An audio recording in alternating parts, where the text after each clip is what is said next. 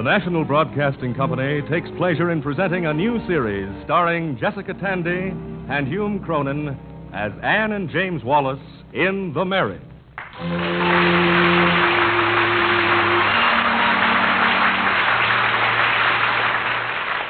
When you look ahead, marriage promises to be a cavalcade of historic events.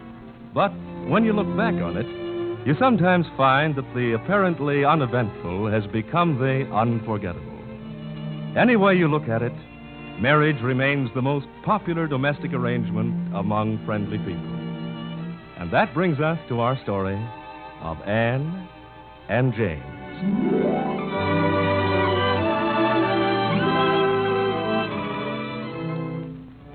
I don't know about this business of love at first sight. When I was introduced to Anne, I only thought that she was a nice girl with attractive eyes, and I said, "How do you do?" And I looked around the room for something with a little more yumph. I was very young. I left her at her door that night with a feeling of respect for her intelligence, which means, of course, that she'd listened prettily while I went over the fine points in the case of the State of New York versus Hutchins, Hogan, and Prosnick, which I was working on at the time. Very interesting case, too. Well, anyway, I walked to the subway and I forgot all about her. No one was more surprised than I when I called her in the morning and asked her for a date. And on that rainy night 3 weeks later in the hallway of her apartment house, if anybody had told me that I was going to ask her to marry me, well, I would have said he was crazy. Good night, James. Good night, Anne. Good night, James. Good night, Anne. Oh, good night, James. Good night, Anne. You'd better go now, James. This time you'd really better. Why? You worried about old what's-her-name, landlady? Mrs. Grady? Well, she's awake. That's her radio. Well, what of it? A girl who lives alone has to be careful of her reputation. Hee. How's your reputation? James, stop that. With Mother coming to town tomorrow, I don't want Mrs. Grady giving her a lot of ideas. Well, she can't do that. That's slander and defamation of character. Oh, I love that perfume. Don't ever use any other kind. Oh, it's easy for you. You don't live here. I do. And you're not a single girl. I am. I defy Mrs. Grady. Mrs. Grady, I defy... James, please. Sorry. Let's say goodnight now. I mean, really. I'm so wet. Look, come on. Stand over here. There. Now. Comfortable? Oh, how I hate apartment houses. When we get married, let's get a house. I don't care how small or how far away. I beg your pardon? What? What did you just say? Hate apartments like houses? You mentioned marriage. Oh, of course, married first. You can't just ignore convention. James, dear, a girl likes to be asked. Oh, but I took it for granted that you... Well, that's just it. Oh, well, then I better ask you. That would be nice. I don't think I'm going to be very good at this. Try. Well, here goes. Dear Anne, caught as I am between Mrs. Grady inside and the rain outside. No, forget about that. That's not right. Well, it did sound a little as though you were trapped. Anne, darling, if this was somewhere where it isn't, if the sun was shining and the birds sang instead of Mrs. Grady's radio, and I had my arm around you and we were alone, I'd kiss you and then I'd kiss you again. I'd tell you that I loved the color of your hair and the way you laughed and how gentle and wise you are. Does this sound as though I were taking inventory? Go on. And then, when I'd found the courage and the right words, I'd just come out and say it. What would you say? Anne, please marry me. Well? You mean it's my turn? You only have to say yes. Is that all? Well, I suppose you could say no. I'd rather you didn't. Doesn't it matter whether I love you? Oh, yes, of course. We'd better establish that first, because... James, will you kiss me? Well, don't be silly. And now, good night, darling. Oh, I hope I have my key. But you can't do that. Can't a girl sleep on it? It's very late, and besides, I have to meet Mother early in the morning. Anne, now I asked you. You have to answer. You can't just turn me off like a faucet. I've got to know where I stand. In a puddle, darling. Oh, no. You know what I mean. James, Mother arrives tomorrow. I want you to meet her. Yeah, but I'm proposing to you. It's going to seem a little strange to her, my knowing you such a short time, and, well, she never approved of my coming to New York to begin with. And if Father had been alive, he would have forbidden it. Why? Well, after all, in Fitchburg, Massachusetts, New York is considered rather a dangerous place to send one's daughter all by herself, especially to study art. Mother's hardly reconciled to that, and now... And if she doesn't like me, would that make a difference to you? Of course it wouldn't make any difference to me. Thank you, darling. Of course, it is possible that she could resist me. Why do you insist that Mama will dislike you? Well, it's just the circumstances. You pointed them out yourself. You know what I mean. Are you sure there isn't something sinister about you that an inexperienced girl wouldn't notice, but that her mother would? Not at all. As a matter of fact, middle-aged ladies usually like me very much. Ah, don't brag. Not bragging. I only try to reassure you.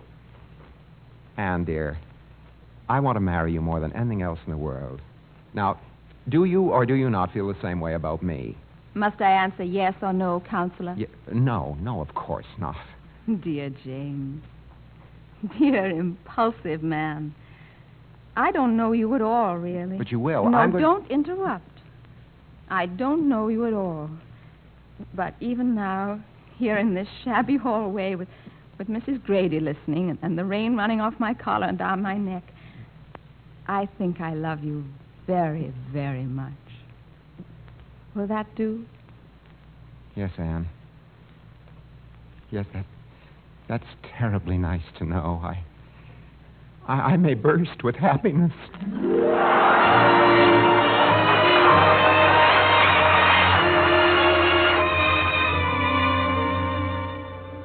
I don't know what it was. This talk of marriage 3 weeks after meeting James was something I didn't expect. And yet, looking back, I think I had a feeling about him the moment we met at the party. James pretended to be so sophisticated and devil-may-care. Well, I just wanted to mother him. I don't know exactly when I stopped feeling simply maternal and got a younger feeling, when I started loving him. Well, I met the train from Fitchburg and told Mother I was thinking of marrying James. Oh, dear. Her face got set the way it had when I told her I was going to New York. Poor Mama. I knew that she was going to be hard on James. Even so, I couldn't wait to exhibit him. My James. But as that wouldn't be possible until the evening, I introduced her to my next most prized possession, my apartment. Doesn't this wallpaper make you terribly depressed? I'd have the blues from morning till night. No, I've been very happy with this wallpaper. I've been happy with everything for 3 weeks. Yes, I know. You're going to love him, Mama. I can't wait until tonight. Oh, look at the time. I'd better put these dishes away. I just can't help wishing he was something besides a lawyer. What's wrong with lawyers? Well, lawyers always smoke cigars and wear dark gray suits. James smokes a pipe, and I've never seen him in a dark gray suit. Can't be much of a lawyer. And even if he is, they don't make good husbands. Now, Mama, is that a fair thing to say? Well, you can't tell me that a man can spend a day fooling around with loopholes and tricky language and then come home and give his wife a straight answer. No. Oh, Mama. You'll ask him why he's late for dinner, and he'll wherefore and whereas you till he's blue in the face. Mama, stop it. You haven't even met him yet. And I'd like to hear what your father would have said about your marrying a strange lawyer whom you've known for only 3 weeks, who claims to have a family up in Canada that nobody's ever seen. Mother, you're being ridiculous. Ridiculous, am I? You're ready to give away your life to a man you've known only 3 weeks. 21 days. Well, it is an awfully short time, I admit. For all you know, he may have a wife and children somewhere. All right, go on, laugh at me. But learning to live with another person is the most difficult thing in the world. Even with a man you've known for years, let alone 3 weeks. I know, Mama. Your father was a wonderful man in all the big ways, but there were little things about him that nearly drove me out of my mind. Just little things, but I had to live with them. For instance? Well, Oh, it sounds silly, but he used to put ketchup on his eggs. I never told him, but if there's anything that takes away my appetite, it's eggs with ketchup on them. It happened every morning of my married life. And I could never eat breakfast until lunchtime, and it wasn't funny. Oh, I'm sorry, Mama. It's things like that that make marriage unbearable when you find them out too late. Well, it didn't make your marriage unbearable, did it? You always said Father was a devoted husband. Yes, but I might have found a devoted husband who wasn't devoted to ketchup on his eggs. But, Mama... Oh, this man might have habits that would make you miserable. You'll be married a long time, dear. And a long time with the wrong man is... Well, it's a long time. Yes. Yes, it is. Mama, I'm going to be sensible about it.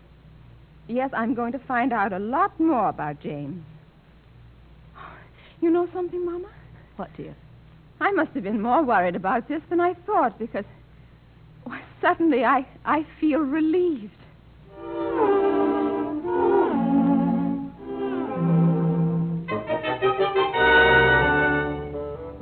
When I left Anne that night after proposing, I couldn't wait to get home and tell Tony. I was walking on air. Well, for 2 blocks, anyway. Then the elation suddenly evaporated in the cold night air, and the events of the hallway became unreal, and I was alone with the disconcerting fact that I'd asked a girl to be my wife.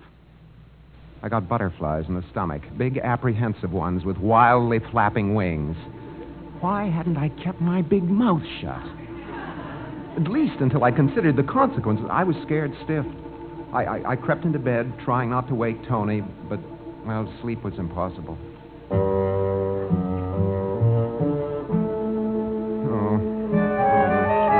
take it in the first place. As some men just have to face it. 3 o'clock. What did you say? Oh, you awake, Tony? Awake. You know, Junior, when I agreed to share this one-room paradise with you, I didn't bargain for your nightmare. It's eating you anyway. Tony, I feel terrible. Hey, wait, I'll turn on the light. Why don't you take a bicarb or a couple of aspirins? Wish it were that easy. Tony, this is serious. I asked Anne to marry me. And then what'd she say? I don't want to get married. I'm not ready. Easy, Junior. We all have to go sometime. What got into me? Why did I ask her? I can't get married now and take on all that responsibility. I must have been out of my... Now, let's not get excited. How am I going to get out of it? It'll break her heart. Then I take it she said yes. No, not yet. I'm sure she's going to. And then what am I going to do? Marry her. What? You're the guy who always said that when a man becomes a husband, he stops being an individual. Oh, I say a lot of things. I'm very clever. You remember that night on the subway when you picked out the married men by the way they looked? Depressed, harried, shabby. Yeah. We were real wise guys, weren't we? Tony, you're not helping me. I thought I could count on you, but... Sure. I said, and I still say, if a man marries the wrong girl, it's the end of him as an individual. Okay. That's what I said you said. But if he marries the right girl, it may be just the beginning. Sometimes it works out. Some of my best friends are married. My mother and father, for instance. And didn't you tell me your parents were happy? Yes, but my father was the type who needs to get married to be happy. What type are you, Junior? Tony, I'm not what I seem. You know, conventional, conscientious, disciplined. Underneath, in me, anyway, there's a streak of primitive wildness. Oh, no. Tony, this is very serious. Honestly, I don't think I'm the type to be satisfied with a domestic life. Why not? Even Tarzan had a mate. Oh, stop kidding me, will you? I'm sorry I ever started this. Don't be sorry. Maybe you're right. Could be you're a born bachelor, and that's it. Then I'm back where I started. And what am I going to do about Anne? May kill her when I tell her I've changed my mind. I don't think it will. Tony, she's crazy about me. Maybe. But she's a good-looking girl. She won't be heartbroken for long. Oh, Anne's not a coquette, Tony. When that girl gives her heart, she gives it for keeps. Maybe, but don't worry about it. One of those handsome models she meets in art school might find a way to make her forget. Oh, no, not Anne. No, she's not impressed with muscle. Okay. So she'll meet some brilliant artist. She'll have more in common with an artist than a lawyer anyway. Oh, I don't know. Some artists are practically inarticulate. I won't argue the point, Counselor. I'm going back to sleep. Try it yourself. No. Never be happy with an artist. Go to sleep. Too level-headed. Good night, Jim. Good night. Tony. Yes, Junior? What now? Tony, if we get married before your vacation, will you be my best man?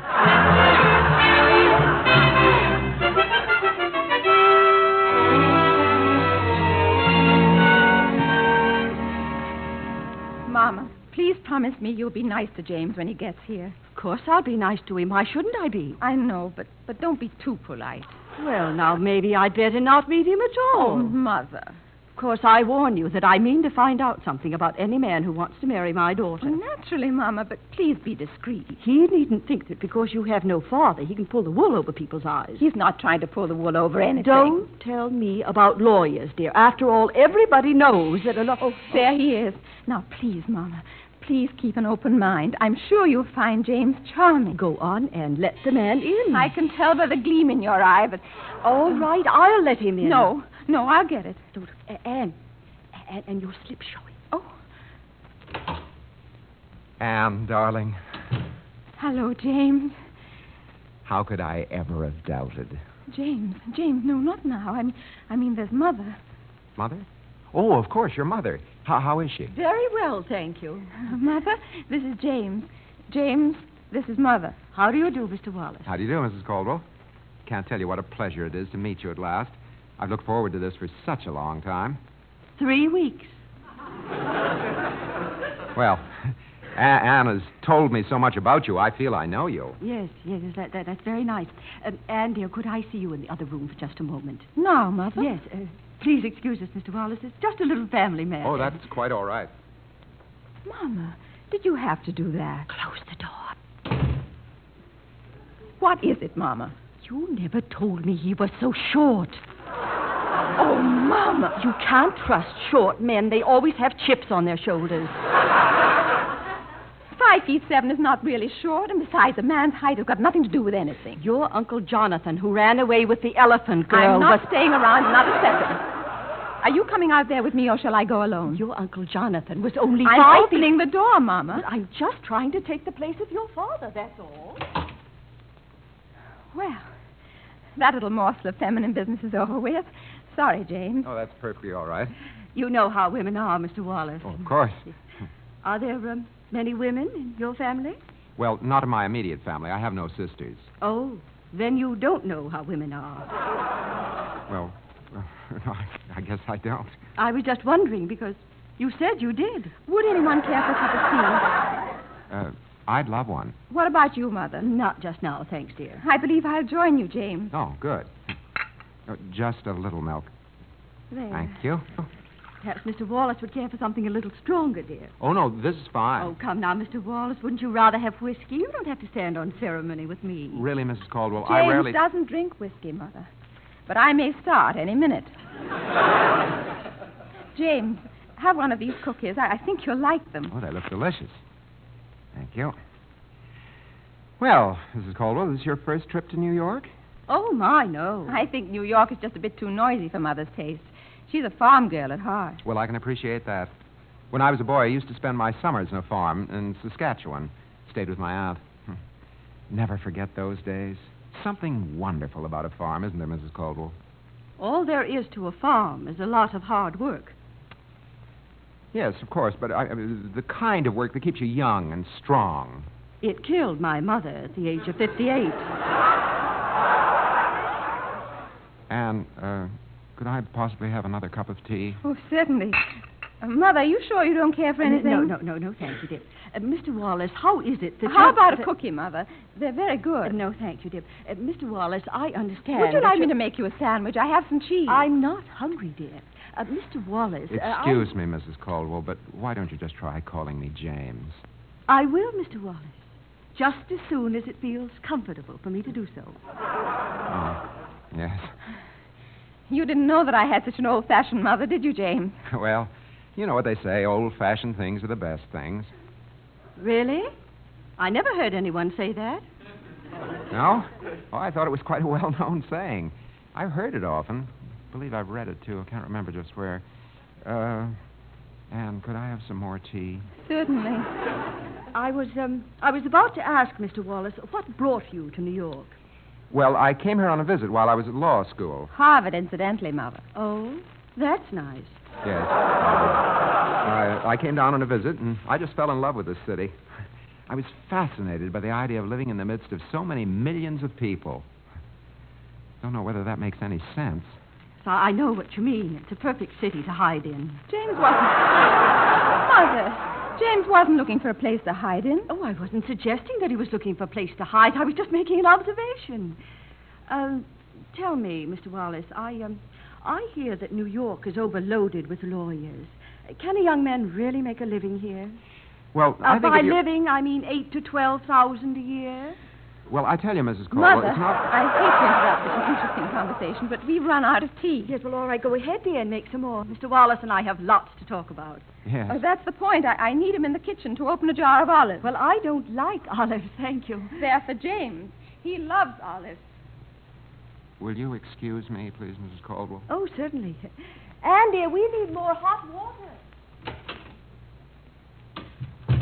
Hot water? I'm in it up to my hairline.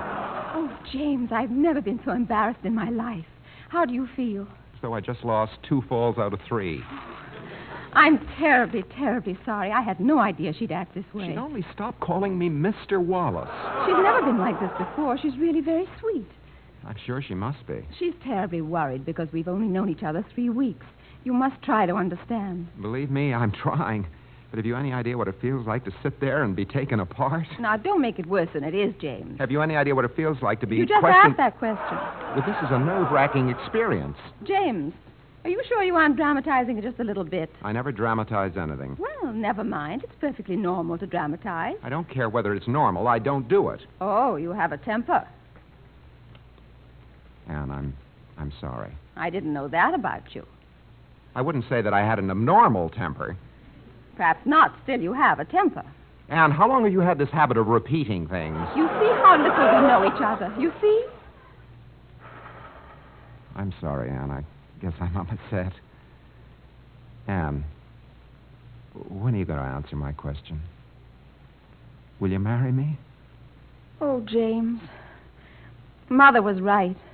There are so many things that people must know about each other if they are to have a happy marriage. That isn't true. If they love each other, they can work everything out. That isn't realistic. What about the little things? What little things? Children? No.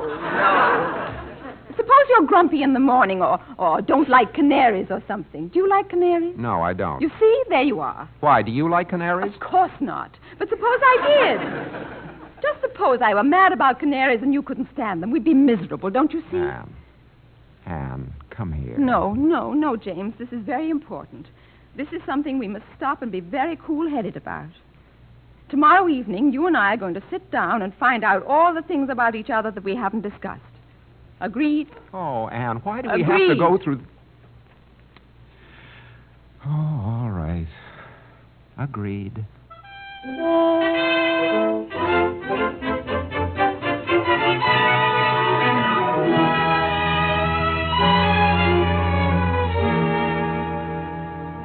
Now, James, we must have an objective and logical conversation. Is that understood? Yes, Miss Caldwell. You're being facetious. No, Miss Caldwell. Just good-natured. James, if something that's important to me is just a joke to you, then there's something seriously wrong between us. All right, dear. Actually, I think it's important, too. Oh, I hope you do. I really hope so. Now, I've made a list of things, and if you think of anything else, just ask. Right. You comfortable in that chair, darling? Please, James, there will be no affection. Sorry. By the way, where's your mother? She's out shopping. More likely a police headquarters, seeing if I have a record. James, you're being frivolous. No, darling. Simply apprehensive. Now, let's look at the situation dispassionately. I'm sure we agree on everything. Well, I feel it. That's what we're here to find out. Now, 1, do you sleep with a window open? Well? Do you? You must tell me.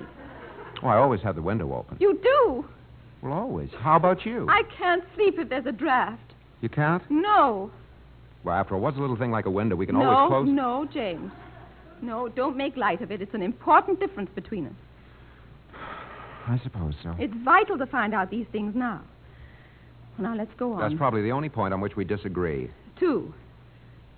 Are you untidy in the home? I mean, do you drop things all over the place, or do you like to be neat at all times? Oh, suppose I've got to be honest. You must. At home, I'm a pig. Dear. But I could change so easily. Oh, no. It's easy to say so. But we can't change our personalities. Anne, we can compromise. Compromises never work.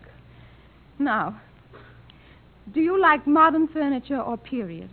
Well, that's easy. Period, of course. Just looking at that modern stuff makes me uncomfortable. Oh, James! What a narrow-minded attitude to take. We must go forward, move with the times. Forward? I've sat on stumps that had more grace Oh, than... no. I'm sorry, but a person who prefers archaic period furniture to the clean lines of the future must be old-fashioned and stuffy. Oh, now, listen to us. It's no use pretending. We don't agree on anything. We'd never get along. It'd be ketchup and eggs on a bigger scale. What was that? Ketchup and eggs. Oh, I like ketchup and eggs. You see, we'd irritate each other to death, and don't say we could change. We couldn't be happy. We'd be uncomfortable. You know it. Oh, I don't know. None of those things strikes me as critical. By the way, don't you like ketchup with eggs? No, I don't. You see how irritating it would be to face such differences when there's no escape? All right, Anne. You win. Let's just call it off. Perhaps you're right. If you are, we're lucky we found out about the differences in time. We've been very sensible. We certainly have. You know, Anne, you're a very bright girl. Very pretty one, too. Actually, what we've done is unusually intelligent. Yes, it I felt is. very depressed about it at first, but... Oh, I love that perfume. But now that it's over, well, it's a great relief. Yes, I know what you mean. It was something that had to be done. You're right, darling. Absolutely right. No matter how painful. Yes, and Anne, now that we've done it, What? can I have an answer? Will you marry me? Oh, yes. Oh, yes, yes, yes.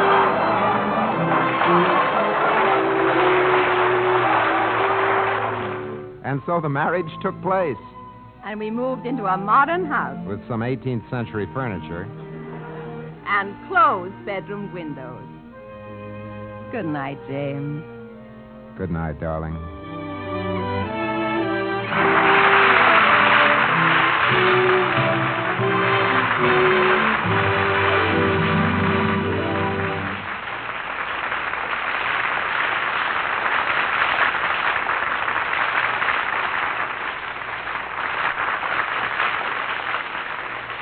This was the first episode of The Marriage, a new radio series starring Jessica Tandy and Hume Cronin as Anne and James Wallace. Anne's mother was played by Muriel Bremner. Tony was played by Charles Flynn. Music was conducted by Joseph Galicchio and composed by Emil Soderstrom. The Marriage was directed by Milton Merlin and presented by the National Broadcasting Company.